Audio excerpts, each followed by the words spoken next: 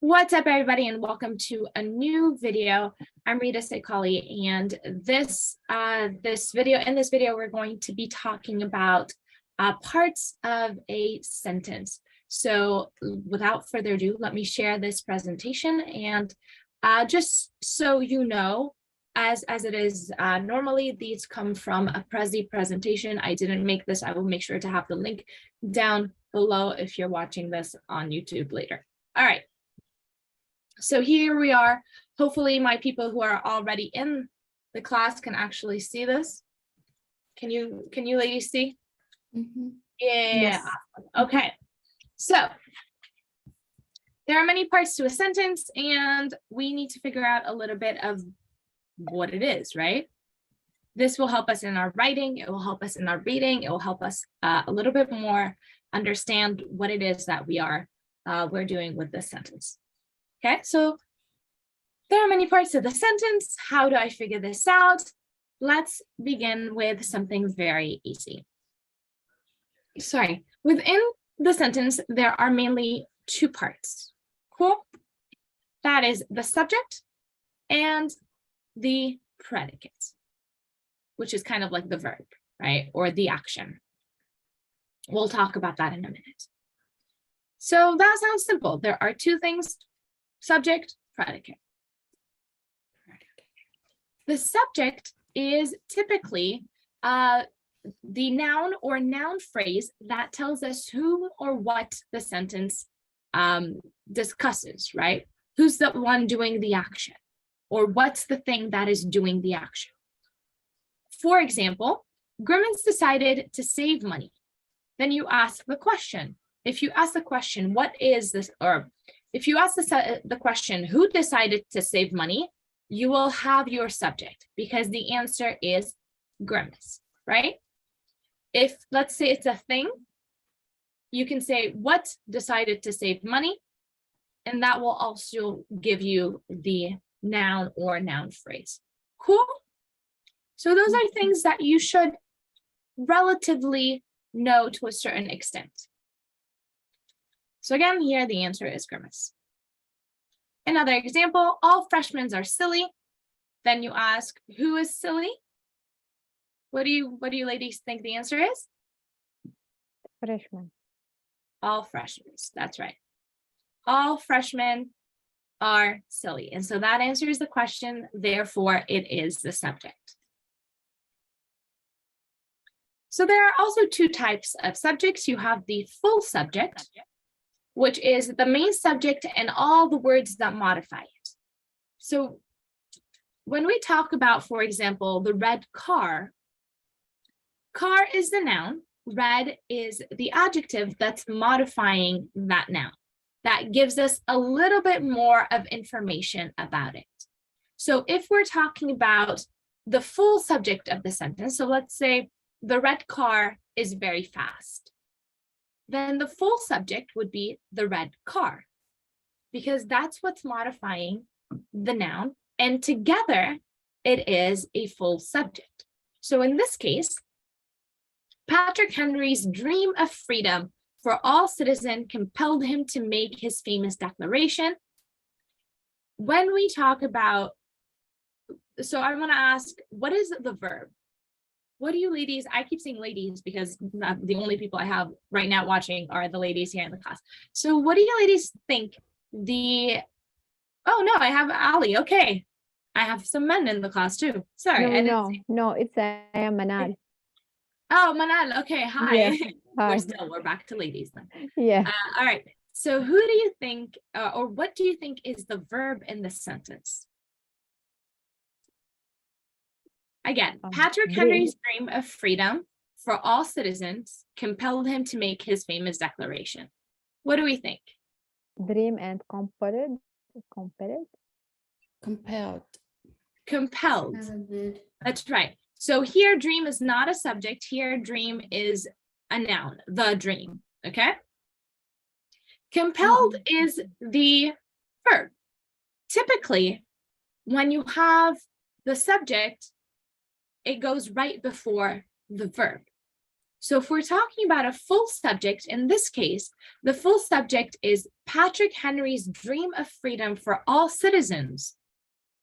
That all of that goes before the verb, which is compelled, right? So in this case, the full subject is all of it. Patrick Henry's dream of freedom for all citizens. Yeah? So typically, if you find the main verb, everything before it is the full subject. All right.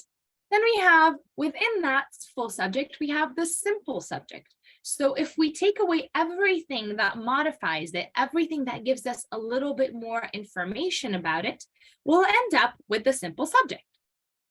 And that is the main noun in the complete or full subject.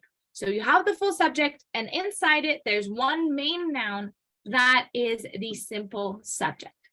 So in the same example, Patrick Henry's dream of freedom for all citizens compelled him to make his famous declaration. What do you think the simple subject is? Dream. Dream, absolutely. So in this case, we can take away Patrick Henry's, right? If we say Patrick Henry's, it tells us that this dream belongs to him, so it's modifying him. It's modifying the dream. Of freedom for all citizens, that's also giving us a little bit more information about the dream. So the main noun is dream, which is the main or the simple subject. Okay, so in this case, again, dream is not a thing. It is a thing, not a verb. Then we have a compound subject. Okay, a compound subject is a complete subject with multiple simple subjects. Okay, so Juanita, Tyrone, Jake, and Tim like to spend together at Darien Lake together. So we said that a compound subject has more than one simple noun. In this case, it is Juanita, Tyrone, Jake, and Tim. All of them are simple subjects that are put together and therefore make a compound subject. So anything is a compound is something that is put together, okay? So a compound subject is exactly that. Jake, Jill, oh, sorry, this is another example. Jack and Jill went up the hill to fetch a pail of water. If you have kids, you've heard the song, right? Jack and Jill went up the hill to fetch a pail of water, okay? That's the same thing. All right, so who did the action? Who went up the hill to fetch the pail? Sorry, who went up the hill to fetch a pail of water? Jack and Jill. Jack and Jill. That means Jack and Jill are both the subject. Okay? So put them together, they're compound because they are two simple subjects. So again, we have the full subject, simple subject, and compound subject. Any questions so far? We good? All right, awesome.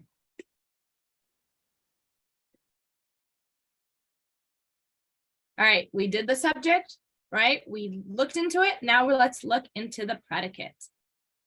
So remember that in this section, and this is the second main part of the sentence. So we had the subject, now we need the predicate. Oops, sorry, my bad.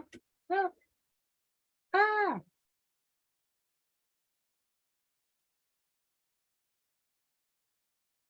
All right, sorry. I'm going crazy. Okay. All right, so predicate is a verb or a verbal phrase or a verb phrase telling what the subject does or is. Okay, so again, typically a sentence has a subject and a verb. This is kind of the same thing. A subject and a predicate is basically a verb or a verb phrase that tells what the subject does or what it is. John drove. John is a noun. Drove is a verb. So it has John is the subject plus the verb plus the predicate. That makes a complete sentence. Okay. So who drove? Sorry, not John. who drove. What did John do? He drove. Drove. And that's the answer. That's the predicate. The boy was respected by his elders because of his outstanding character. Okay, yeah. So what is what is the predicate? Was respected. All of it. So the boy was respected by his elders because of his outstanding character. Here we have the first part of the sentence, which is the boy. So that means that everything else that comes after it, that's the predicate. So here our answer is was respected by his elders because of his outstanding character. So as long as you get the first part out of the way, then everything else is a predicate. And like we have in the subject, there's a simple subject, a full subject, and a simple subject. Here too, we have a full or complete predicate, okay, and a simple or a simple predicate. So the verb of the sentence and all the words that modify it, everything that gives us more information about the verb is a predicate. So we just did this in the example that was before, but we'll do this again. Girls rule. Is there anything that comes after it? No, right? No. So the answer is rule. Yeah? Sorry. Boys drool. I don't know who made the slide, but she's funny. Okay. So anything that comes after No. or the verb or after the verb, that is a predicate. I'm hoping they give, okay. So let's do something a little bit more sophisticated to determine the complete predicate in the following sentence. Let's see. In a calm river on a very sunny day, Ron decided to repair the punctured kayak body with a simple piece of currently bland chewing gum. He quickly earned his nickname, MacGyver. This is a true story. All right. So we have that. Okay. That is a little bit more complicated. Okay. So we know the subject of the sentence or the simple subject is Ron because he's the one that decided to do something. And he is the one that decided to repair. And so the predicate would be decided to repair the punctured kayak's body with a simple piece of currently bland chewing gum. Okay, so all of that would be the predicate. Cool? Okay. So that's the compound, that's the complicated one or the complete one. Now for the simple one. So the main verb in the full predicate that indicates the action or the state of being of the simple subject. In that case, it would be Ron decided. Ron would be the simple subject. Decided would be the simple verb. The old greyhound climbed slowly up the rickety stairs to get his favorite food. What do you think the simple predicate is? Which one of these is the verb? Climbs. Climbs. Climbs. The old greyhound climbs. The simple subject is the greyhound. The simple predicate is climbs. There we go. Now we have a compound predicate, which is a complete predicate with multiple verbs. Okay. So what do we have? He thought of his lover and missed her already. What is the compound predicate? So we figured out that compound subject is two subject or more, right? Put together as one, right? So here, what do you think the compound predicate is?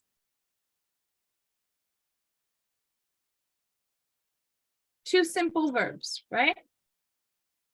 Yeah. What are they? But first of his lover and the second her dear. Missed. Thought. Missed. And missed. Thought and missed. These are simple. Remember, we're not looking for all of it. We're just looking for the two compound predicates. All right, so the freshman was looking straight ahead and running to the pond. Two simple predicates. So two simple verbs. What are we talking about? Which ones, where can you find two simple verbs?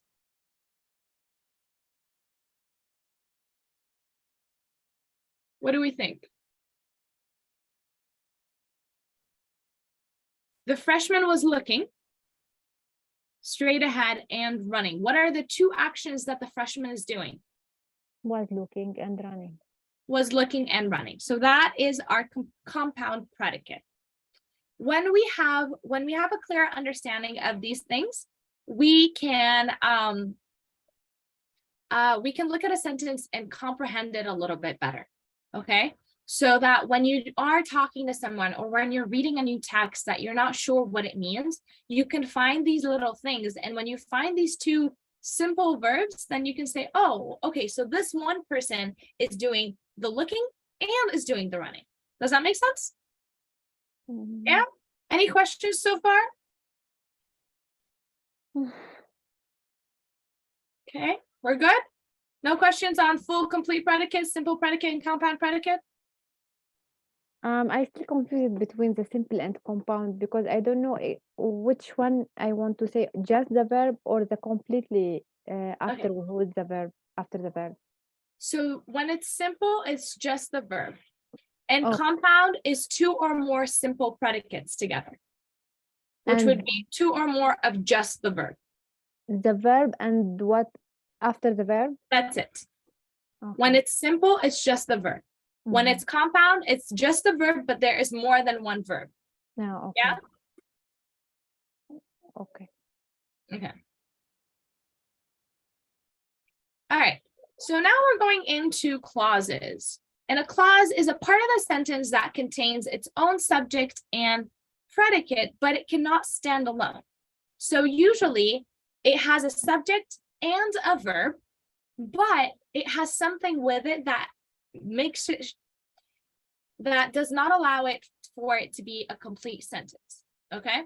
So for example, if I say while I was running, that's not a complete sentence, even though I am the subject and was running is my verb, right?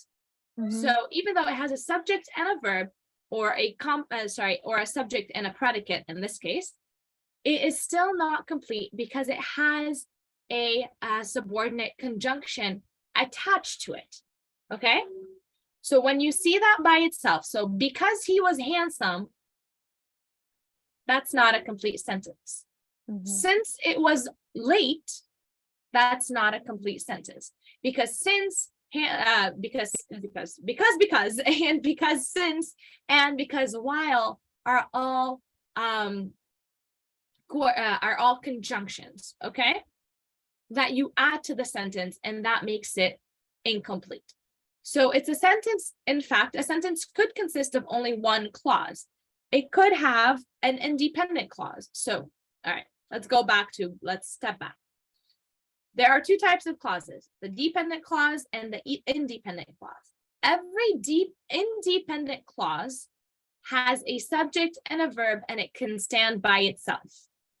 Independent clauses do not have a subject and a verb, but cannot stand by themselves.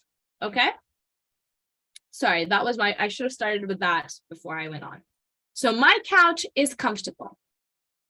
Can anyone tell me what is the subject? My God. Yeah. What is the verb? Comfortable. Is. Yeah, no. Right? So in the sentence, there's a subject and a predicate. Therefore, it is a clause. So that makes it a clause. So a sentence is a clause. This is also called a simple sentence. And you guys know this. If you're watching the series on the first few videos in the series lecture for this level, you will see that we talk about simple and compound and complex sentences. So a simple sentence is a clause, okay, because it has a subject and a verb. Now these are called independent clauses or independent sentences because they can stand by themselves. It's not confusing. It's not missing anything. All the information that you need is there. You have your subject, you have your verb, and you don't have anything more to say. So for example, like the honey badger, it is fierce and can stand independently against all odds. I don't know why they put that there. It just means that it can stand by itself. Okay. When it stands alone, it is called a simple sentence. When a clause is by itself, nothing attached to it, he drove, she flew, he slept, that is all simple sentences. He slept on the bed is a simple sentence, but it's also a clause, an independent clause. Okay, so in this case, when the Bears are playing, the opposing team shakes in their cleats. Okay, when the Bears are playing, the opposing team shakes in their cleats. Do you think that is a let me rephrase that question. How many clauses do you think are in this sentence? How are we feeling? How many clauses? One or two?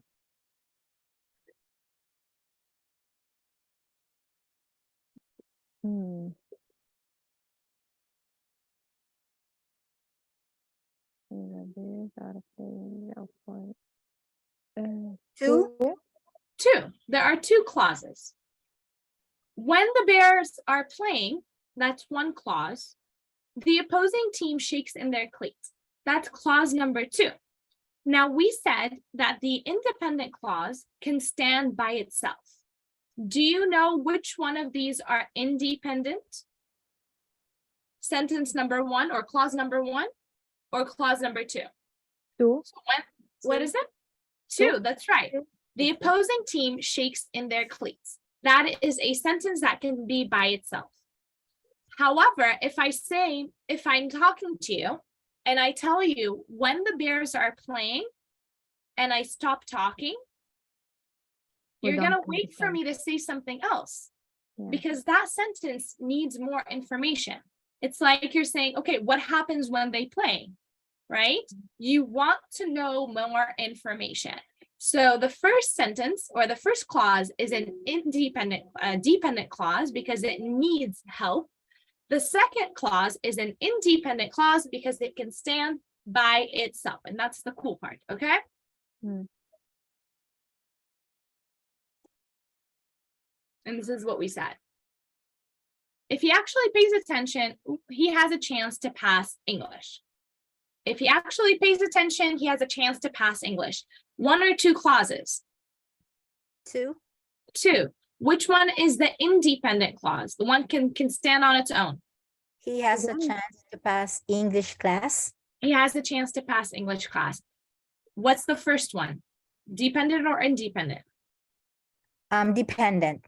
Dependent, because we need more information. So if he actually pays attention, I need to tell you more, right? I need to tell you what happens if he actually pays attention. So that brings us to the dependent clause. And like we said earlier, it can stand by itself and it needs an independent clause. So hold on. All right, yeah. I thought I was getting confused. Okay, so the dependent clause, as I said earlier, it needs help. It can't be by itself. So it needs an independent clause for it to make sense. All right. So if I had $1 million, I would buy an emu.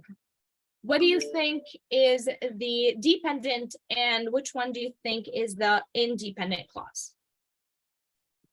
First one dependent, the second one independent. Absolutely. If I had $1 million, that's dependent. I would buy an emu. That is independent. And here's one thing that that will help you easily see this.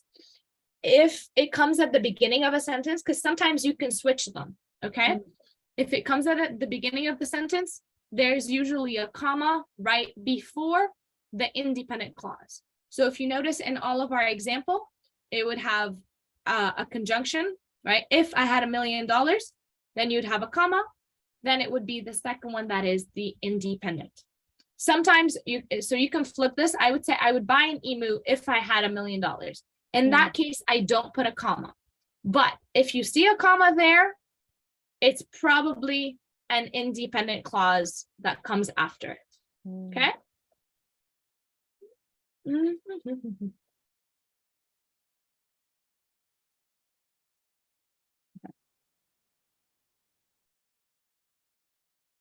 All right, so if you want a little bit more information, a dependent clause can function as a noun, and a dependent clause can also function as an adjective or an adverb. All right, so if it's a dependent clause, it can give us more information, or if it's a dependent clause, it can actually give us, it can actually functions as the noun. All right, so it's kind of like a description. So it goes back to the full subject. Okay, remember that it all falls into the categories of subject and a predicate. So in this case, we can use it as a part of the subject. So I realized that I owed my entire happiness to my cousin Bob. The full sentence is I owed my entire happiness to my cousin Bob. That could stand on its own. I realized that is a dependent clause, and it's functioning and it's functioning as an adjective. Okay, so this is an example of a dependent clause functioning as an adjective. The homework that Mrs. Clancy gave was simple and easy to understand. Okay, the homework that Miss Clancy gave. It would be that Miss Clancy gave would be the dependent clause. So the homework was simple and easy to understand. That Miss Clancy gave is the dependent clause, and here we're using it as an adjective to describe the homework. Now this is a little bit tricky. You don't necessarily need to know this, but it's just extra information for you if you run across these things. Because at this point, if you're watching this video with me live, you're probably in level 5. And you want to get better. So these are the little things that will help you get better. Cool. Any questions? What we talked about today was the subject, which has full, simple, and compound. We talked about the predicate, which has full, simple, and compound. And we talked about clauses, which have independent and dependent clauses. How are we feeling? You feeling good? Yeah. All right, awesome. I am too. So, 1 second, my good people. All right, so hopefully that made sense. If you're still watching the video and you are not in my classes, make sure to subscribe to the channel. If you are in my classes, also subscribe to my channel because I post videos on your for you as well. And I will see you guys. That's it for tonight, and I'll see you guys in the next video. If you're in class with me, hang on a little bit. We're not done. What's the name of the channel? 1 second. Sorry.